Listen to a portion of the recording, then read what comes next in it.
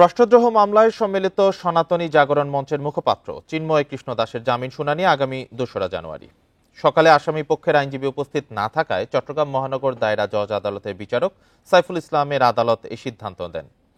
চিন্ময়ের জামিন শুনানির তারিখ থাকায় এদিন সকাল থেকে আদালত এলাকায় ছিল কঠোর নিরাপত্তা।